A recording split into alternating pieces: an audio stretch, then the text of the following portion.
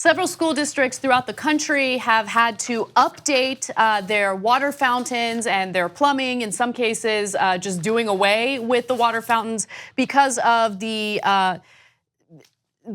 testing which indicate that there are elevated levels of lead in that drinking water. So the story about lead continues. It is not isolated in Flint, Michigan, although Flint, Michigan was the story that kind of catapulted this issue to the public's consciousness. Now, let me give you some specific examples of these test results. Indiana tested 915 schools in recent months and found that 61% had one or more fixtures with elevated lead levels. So before we go on to other specific examples, you should know that the federal government does not have a uniform policy for all schools throughout the country. So states can decide what they figure is an unsafe level of lead in the drinking water. So in some school districts, it could be 5 parts per billion of lead. Other school districts might decide it's 20. Now, when it comes to the EPA, they're saying anything above 10 parts per billion is probably not a good idea. You should do something to fix that situation. But again, since there is no legally binding policy, uniform policy for the entire country, we're dealing with differences based on the school district. And the EPA gives what they call voluntary guidance. That's not going to help. Very, very rarely does anybody do anything voluntarily. Now, in this case, they realize the problem is so bad, they're starting to take out the water fountains and the fixtures. And in Flint, Michigan, the lead was in the water. In this case, it's in the old pipes. So the pipes are then the lead is coming off the pipes and into the water rather than from the water system in the first place. And so, unfortunately, this is true for in a lot of places in the country. Now, if you're wondering, well, how do I know if it's 5 parts per billion or 20 parts per billion that makes a difference?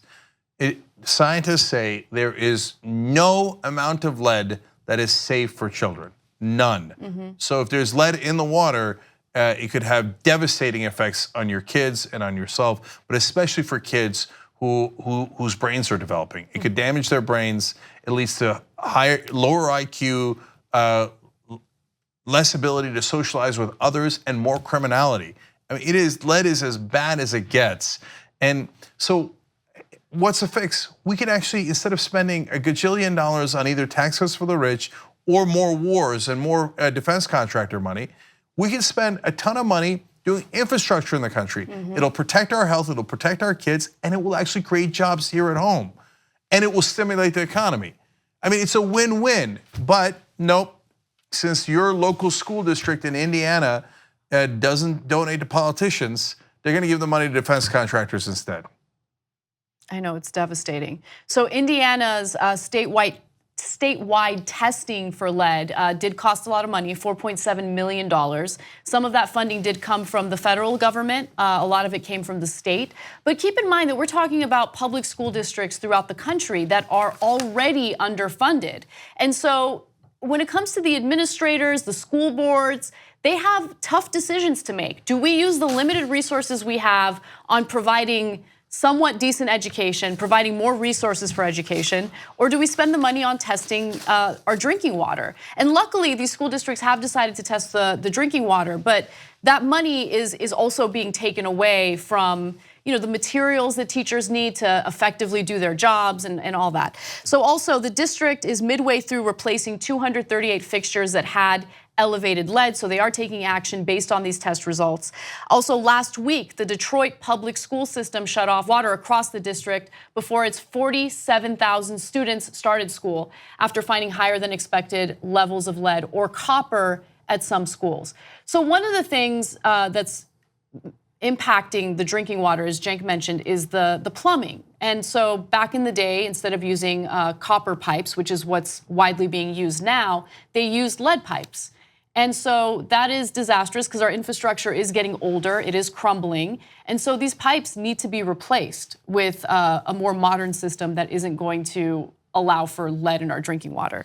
So to give you one more piece of context, Indiana officials said that in Warwick County, 11 of the 17 schools had at least one fixture over the level. So that's a huge percentage, and it's all over the country. It's in Colorado too. It's in, of course, Michigan, Florida. And now, as I look at the water fountains at my kids' school, I think, are you sure it wasn't lead pipes?